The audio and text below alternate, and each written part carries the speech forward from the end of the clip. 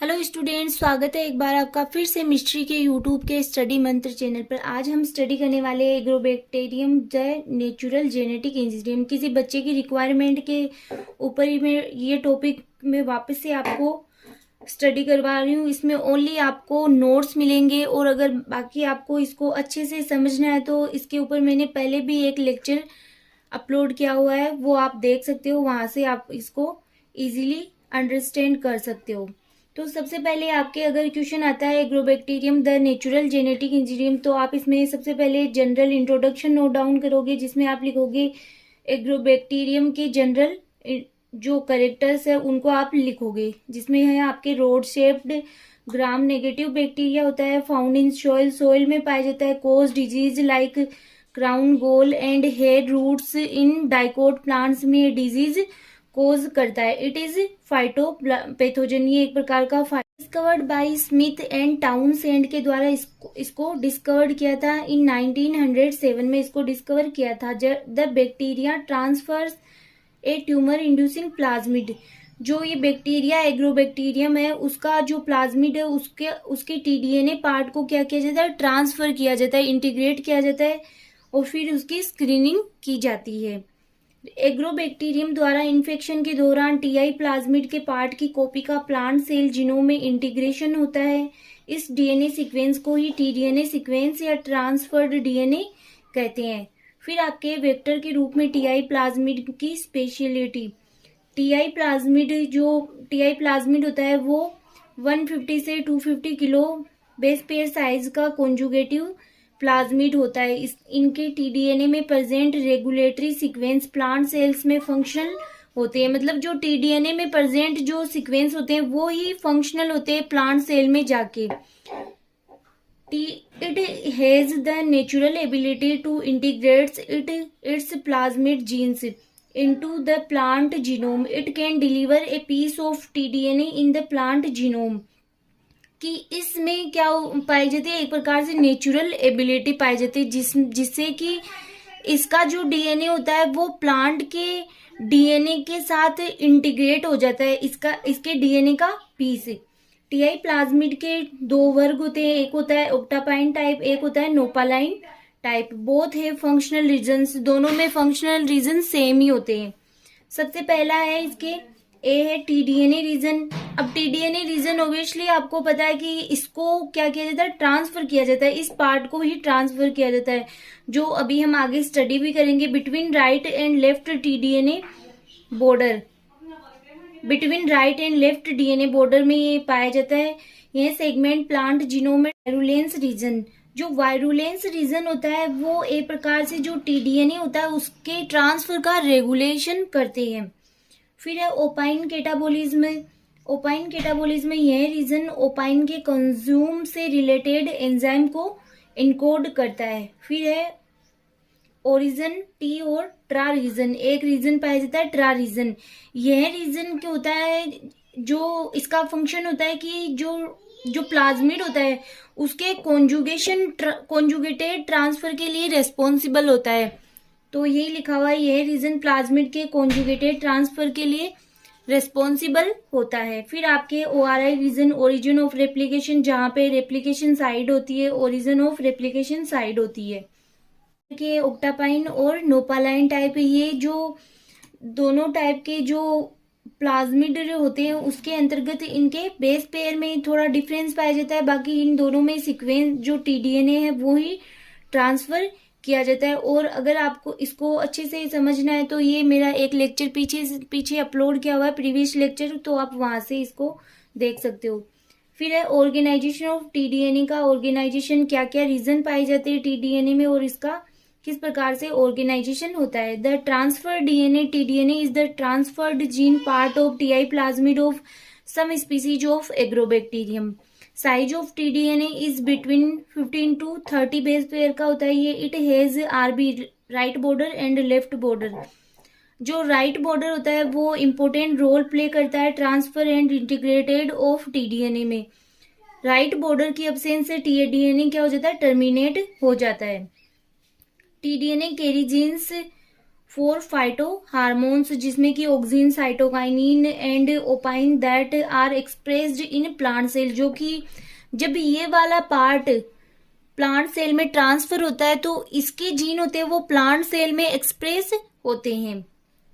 फिर आप देख सकते हो यहाँ पे ऑर्गेनाइजेशन ऑफ वायरुलेंस रीजन का ऑर्गेनाइजेशन किस प्रकार से होता है। इसमें कई बार आपके डायरेक्ट ही क्वेश्चन यहाँ से ही आ जाते हैं, जैसे कि कई बार पूछा जाता है वायरुलेंस जी का क्या फंक्शन होता है या फिर वायरुलेंस ए का क्या फंक्शन होता है, तो यहाँ पे आपको सारे फंक्शन नोट डाउन किए गए हैं। Virulence region consist of 24 genes in total. Virulence genes are located in 8 operons from virulence 8 to H के बीच में ये प्रेजेंट होता है। Virulence A, virulence F and virulence G are monocistronic होते हैं ये ओपेरॉन्स, वेर एज जो B C D E H होते हैं वो पॉलीसिस्टोनिक होते हैं। वायरुलेंस ए सेंसेज एसिडोसिरिंगोन को ये क्या करता है, सेंस करता है।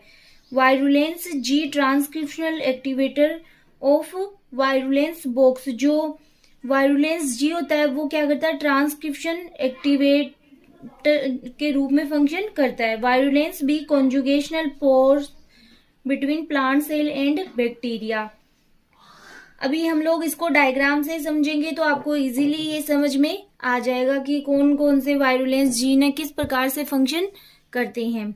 फिर आपके virulence D essential for cleavage of supercoiled stranded substrate. जो वायरुलेंस डी होता है वो जो डबल स्ट्रैंडेड डीएनए होता है उसको, जो कोइल्ड डीएनए होता है उसको क्लीवेज करने में फंक्शनल रोल प्ले करता है। Virulence E responsible for gene transfer protein. Virulence C helps in DNA transfer.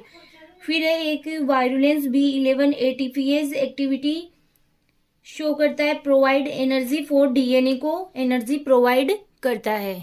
Next आपके क्रोमोजोमल जीन्स। अब ये चाहो तो आप नोट डाउन कर सकते हो वरना इसको छोड़ भी सकते हो। फिर आपके T DNA transfer in plant cell. जो प्लांट सेल में टीडीएनए वो किस प्रकार से ट्रांसफर होता है और किस प्रकार से इंटीग्रेट होता है, अब हम इसकी मैकेनिज्म को स्टडी करेंगे।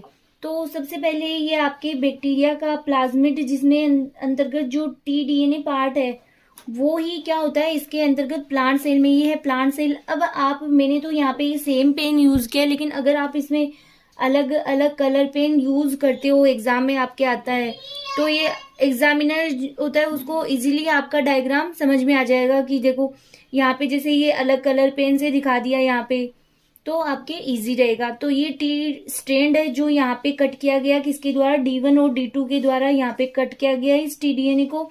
फिर ये ट्रांसफर होता है, यहाँ पे देखो ये वायरुलेंस बी है वो यहाँ पे पोर मतलब इसको ट्रांसफर करने में हेल्प कर रहा है। ये यहाँ पे टीडीएनए जब प्लांट सेल में एंटर करता है तो यहाँ पे इसके न्यूक्लियस में जो डीएनए प्रेजेंट होता है वो यहाँ पे इंटीग्रेट हो जाता है। अब इसकी मैकेनिज्म हम लोग स्टडी करते हैं। The mechanism of T-DNA transfer and integration. तो सबसे पहला है आपके जो इसमें बहुत सारी ये मिस्टेक्स हो रखी, आप इसके ऊपर आपको या तो इसको आप यहाँ से मैंने वैसे इसको कट कर दिया तो इसको आपको इग्नोर करना है। सबसे पहले आपको आपके हैं सिग्नल इंडक्शन टू एग्रोबैक्टीरियम। तो सबसे पहले तो क्या होता है कि जो फिनोलिक कंपाउंड है उनका सीक्रेशन होता है, जिससे कि जो एग्रोबैक्टीरियम होता है वो इनको क्या करता है, सेंस करता है। By the phenolic compound and some sugars induce biochemical changes that help in T DNA transfer, जिसमें कि टीडीएनए ट्रांसफर में सहायता मिलती है। फिर बी होता है आपके attachment of Agrobacterium to plant cell. अब इनकी मैंने जो मेरा प्रीवियस लेक्चर है यही सेम लेक्चर है, बस उसमें इनकी ट्रिक भी बनाई हुई है तो आप वहां से इसको देख सकते हो, इजीली आपको समझ में आ जाएगा। Attachment of Agrobacterium to plant cell. सबसे पहले क्या हुआ कि फिनोलिक कंपाउंड का सिक्रेशन हुआ, फिर जो टीडीएनए उसका क्या हुआ, अटैचमेंट हुआ। Agrobacterium attach to cell through polysaccharide and cellulose fibres के द्वारा इसके साथ इसका अटैचमेंट हुआ। फिर आपके प्रोडक्शन ऑफ वायरुलेंस प्रोटीन। अब जो वायरुलेंस प्रोटीन है या जीन से उनका प्रोडक्शन होता है। वायरुलेंस ए जीन फिनोलिक कंपाउंड को आइडेंटिफाई कर ऑटोफॉस्फोराइलेशन कर वायरुलेंस जी को एक्टिव करता है। तो ये यहाँ पे वायरुलेंस ए का भी फंक्शन यहाँ पे आ गया आपके। नेक्स्ट है आपके production of single stranded T-DNA. तो कई बार डायरेक्ट ही ये क्वेश्चन भी आ चुका है कि टीडीएनए को जो सिंगल स्ट्रैंड में कौन सा जीन कन्वर्ट करता है, तो उसमें आपके हेल्प करते हैं वायरुलेंस D1 और D2 रिकॉग्नाइज किए जाते हैं तथा वायरुलेंस D1 D2 डीएनए पर एक सिंगल स्ट्रैंड निक बनाता है तथा सहसंयोजिक रूप से वहां जुड़ता है एंड रिपेयर सिंथेसिस द्वारा स्ट्रैंड को रिप्लेस करता है। फिर आपके transfer of T-DNA out of agrobacterium. The T-DNA strand is carried out by virulence D2 through a channel mode bye virulence B। तो यहाँ पे वायरुलेंस D का क्या फंक्शन हो गया कि ये क्या करता है, जो टीडीएनए स्ट्रैंड है उसको कैरी करता है। ट्रांसफर ऑफ नेक्स्ट आपके transfer of T-DNA into plant cells and integration, जिसमें क्या होता है कि वायरुलेंस E2 डीएनए को होस्ट सेल के साथ इंटीग्रेट करने में हेल्प करता है। अब यहाँ पे लिखा हुआ है डायग्राम बनाना बैक पेज वाला, तो वो डायग्राम क्या हुआ कि मैंने पहले ही बना दिया, लेकिन अगर आप चाहो तो पहले ये मैकेनिज्म लिख के फिर यहाँ पे वो डायग्राम बना सकते हो। नेक्स्ट आपको यहाँ से नोट डाउन करना है कि इसके बाद प्लांट सेल्स का ट्रांसफॉर्मेशन निम्न 2 मेथड द्वारा किया जाता है। एक तो होता है आपके को कल्चर विथ टिश्यू एक्सप्लांट्स और सेकंड होता है इन प्लांटा ट्रांसफॉर्मेशन। तो कई बार तो ओनली फॉर अगर एग्रोबैक्टीरियम के बारे में पूछा जाए कि जनरल कैरेक्टर है या फिर एग्रोबैक्टीरियम मीडिएटेड मतलब उसकी मैकेनिज्म पूछे तो आपको यहाँ तक लिखना है। अगर ट्रांसफॉर्मेशन मेथड पूछे तो आपको यहाँ से नोट डाउन करना है।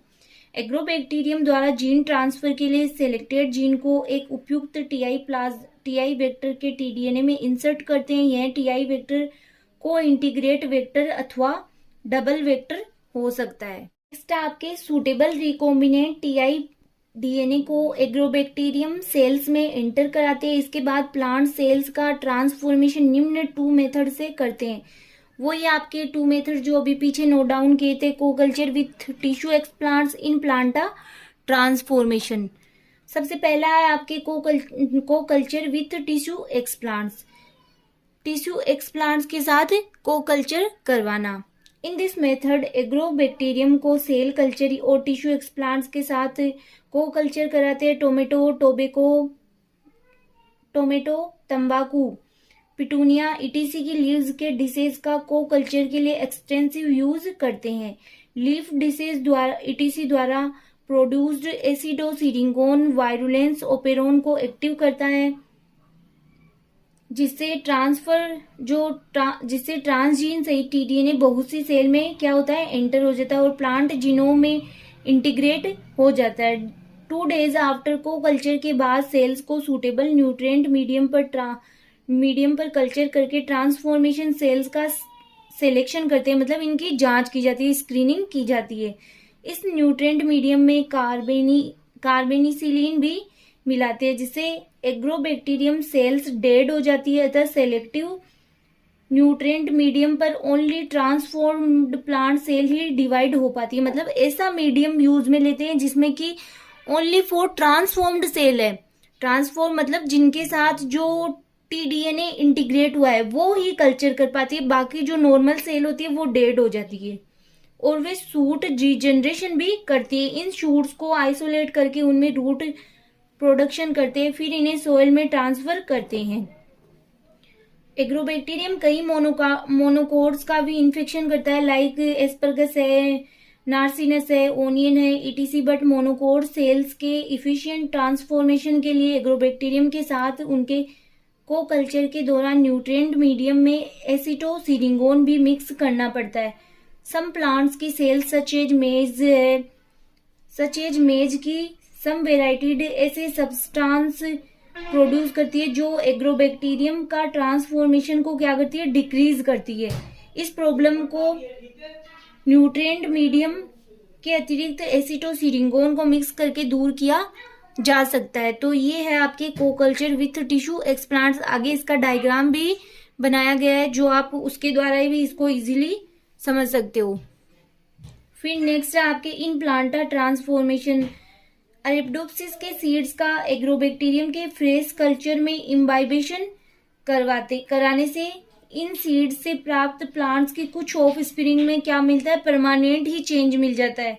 इसके अलावा फ्लावर आने से ठीक पहले अरेबिडोप्सिस के प्लांट्स को अरेबिडोप्सिस के प्लांट को एग्रोबैक्टीरियम के फ्रेश कल्चर में डुबोने से भी यही रिजल्ट प्राप्त होता है। अब आपको ऐसे लग रहा हो कि मैंने जैसे पैराग्राफ की तरह से इसको रीड कर दिया, तो ऐसा बिल्कुल भी नहीं है। अगर आपको इसको और अच्छे से समझना है तो आप यही सेम जो टॉपिक है वो मेरे प्रीवियस लेक्चर में आप वहां से इसको इजीली। इन प्लांट्स को पार्शियल वैक्यूम की दशा में कल्चर में डुबोते हैं। ट्रीटमेंट के बाद सीड्स को उगाते हैं, उनके फ्लावर को सेल्फ फर्टिलाइजेशन कराते हैं। तो इस टाइप प्राप्त ऑफ स्प्रिंग का इंस्पेक्शन करके ट्रांसफॉर्म्ड ऑफ स्प्रिंग को रिकॉग्नाइज करते हैं, मतलब जिनका ट्रांसफॉर्मेशन हो चुका उनको रिकॉग्नाइज करते हैं। ऐसी धारणा है कि सीड के जर्मिनेशन के समय एग्रोबैक्टीरियम सेल्स सीडलिंग टिश्यू में एंटर करती है। पार्शियल वैक्यूम भी एग्रोबैक्टीरियम सेल्स के प्लांट टिश्यूज में के एंटर में हेल्प करता है। अब ये डायग्राम है आपका जो अभी हमने पढ़ा को कल्चर मेथड, वो ही यहाँ पे बनाया हुआ है कि इसमें क्या करते हैं कि लीफ डिसीज यूज में लेते हैं, फिर एग्रोबैक्टीरियम का लिक्विड मीडियम लेते हैं जिसमें कि इसको क्या करवाते हैं, कल्चर करवाते हैं। तो थोड़े टाइम बाद में जो एग्रोबैक्टीरियम ट्रांसफॉर्मेटेड सेल है उनमें सूट का रीजनरेशन हो जाता है। इसके लिए हम मिलाते हैं केनामाइसिन और कार्बेसिलिन। जो सूट जिनका की क्या हुआ है, ट्रांसफॉर्मेशन हुआ है, वो ही सेल इस मीडियम पर ग्रो करवाती है और उनमें ही रूट का रीजनरेशन होता है। बाकी जो नॉर्मल सेल होती है वो डेड हो जाती है। फिर आपके एक आता है एग्रो इन्फेक्शन, ये भी इसी के अंतर्गत आता है। यह मेथड वायरस वेक्टर के लिए यूज की जाती है जो ओनली तभी इन्फेक्शन कर सकते हैं जब अपने होस्ट का उनका नेचुरल पेस्ट वेक्टर उन्हें होस्ट प्लांट में एंटर कराते हैं। फॉर एग्जाम्पल जेमिनी वायरस ऐसे वायरस जीनोम से बने वेक्टर्स में पहले डीएनए इंसर्ट एंड इंटीग्रेशन करते हैं, फिर इस टाइप से प्राप्त रिकॉम्बिनेंट डीएनए की दो कॉपीज को टीआई दोनों कॉपीज के टेंडम से जुड़ी होती है। अब इस रिकॉम्बिनेंट टीआई डीएनए को एग्रोबैक्टीरियम में एंटर करवाते हैं, फिर एग्रोबैक्टीरियम को प्लांट एक्सप्लांट के साथ को कल्चर करवाते हैं। ये भी एक प्रकार का क्या है कि को कल्चर मेथड है, बट इसमें क्या होता है कि जो ये मेथड है वो वायरस वेक्टर के लिए यूज किया जाता है, तो ये आप नोट डाउन कर सकते हैं। इस मेथड में कम से कम 2 जेमिनी वायरस एमएसवी एंड एमडीवी का प्लांट टिश्यू में ट्रांसफर किया गया है। नेक्स्ट आपके है कि confirmation of the putatively transformed plant की इनका कन्फर्मेशन किस प्रकार से करते हैं कि ये ट्रांसफॉर्म्ड हुई है या नहीं हुई है। इसके लिए जैसे कि जो प्रोटीन एक्सप्रेशन है या फिर जो पीसीआर है, डॉट ब्लॉट है या फिर साउथर्न ब्लॉटिंग है, इन टेस्ट के द्वारा इनकी स्क्रीनिंग की जाती है। ट्रांसजीन एक्सप्रेशन की जांच या तो फॉरेन प्रोटीन एक्सप्रेशन या किसी फिनोटिपिक कैरेक्टर की एक्सप्रेशन द्वारा की जाती है। फॉरेन डीएनए की प्रेजेंस का टेस्ट या तो पीसीआर या डॉट ब्लॉट और साउथर्न ब्लॉटिंग टेस्ट द्वारा किया जाता है। टेस्ट के बाद जो सिलेक्टेड ट्रांसजेनिक प्लांट्स है उनको नेक्स्ट जनरेशन के प्लांट प्रोडक्शन के लिए सोइल में ट्रांसफर किया जाता है। तो ये था आपका टॉपिक। आई होप आपको इजीली समझ में भी आया होगा, और अगर इसको और अच्छे से आपको समझना है तो जैसा मैंने बताया इसका प्रीवियस लेक्चर है, उस वहां से आप इसको इजीली समझ सकते हो। Thank you.